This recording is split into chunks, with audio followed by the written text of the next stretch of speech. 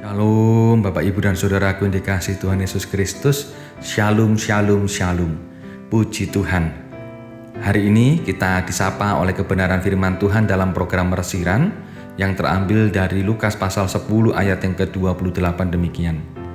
Kata Yesus kepadanya, "Jawabmu itu benar, perbuatlah demikian, maka engkau akan hidup."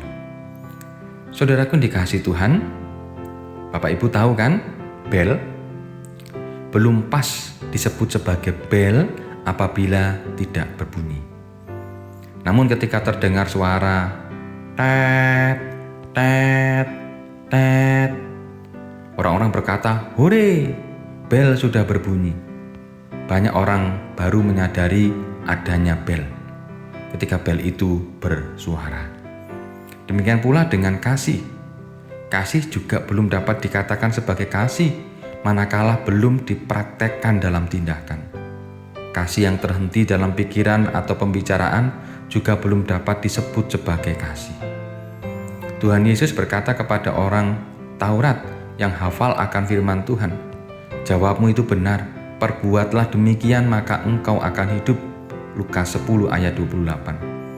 Tuhan Yesus tidak mengendaki jika sabda Tuhan Allah tentang kasih hanya menjadi hafalan atau bahkan menjadi percakapan saja. Dalam ilustrasinya, Tuhan Yesus memperlihatkan bagaimana seseorang imam bait suci dan seorang Lewi yang sering membaca dan mempergumulkan firman Tuhan tentang kasih tidak melakukan apa-apa saat mereka menemukan orang yang menjadi korban perampokan di jalan. Tetapi justru seorang Samaria yang dianggap sebagai orang kafir dan tidak tahu tentang kasih oleh orang-orang Yahudi, tetapi justru mau dekat dan menolong korban perampokan tadi. Jika demikian, siapa yang bisa disebut sebagai orang yang mengasihi sesamanya?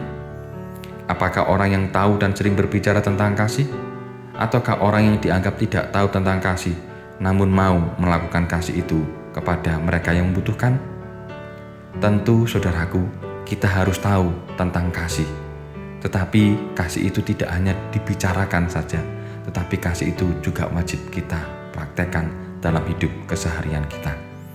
Mari kita merendah hidup kita dengan kasih yang kita lakukan, sehingga nama Tuhan dipermuliakan melalui kehidupan kita. Kiranya Tuhan menolong dan memberkati. Amin. Mari kita berdoa.